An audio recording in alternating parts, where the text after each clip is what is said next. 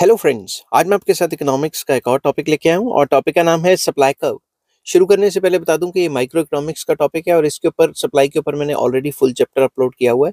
अगर आपको वो चाहिए होगा तो मुझे कमेंट कर देना, मैं आपके साथ लिंक शेयर कर दूंगा। तो चलिए शुरू करते हैं। सप्लाई कर्व क्या होता है?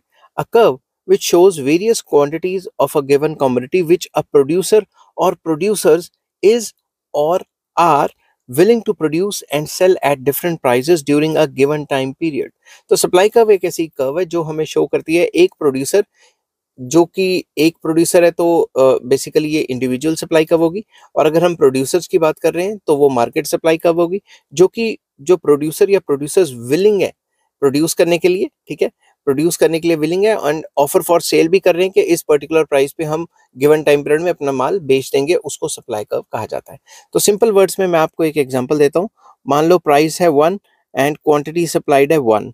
प्राइस बढ़ गया, सप्लाई बढ़ गई। तो इसको अगर हमने डायग्रामेटिकली बनाना है, सप्लाई कर्व में कन्वर्ट करना है इस सप्लाई के टेबल को, तो यहाँ पे हम प्राइस लिखेंगे, यहाँ पे क्वांटिटी सप्लाइड लिखेंगे। प्राइस 1 सप्लाई 1, तो इन दोनों को मिला के ये पॉइंट बन गया। एग्जांपल के तौर पे बता रहा हूँ, प्राइस 5 सप्लाई 5, तो ये वाला पॉइंट बन गया। इन दोनों पॉइंटों से अगर हम कोई कर्व निकालेंगे, ठीक है, स्केल से अगर मैं इसको ड्रॉ करूं तो ये सप्लाई कर्व बन गई। तो सप्लाई कर्व एक ऐसी कर्व है जो हमें बताती है कि अलग अलग प्राइजेस पे अलग अलग क्वांटिटी सप्लाइड कितनी होगी। अगर एक प्रोड्यूसर करता है तो ये इंडिविजुअल सप्लाई कर्व होगी।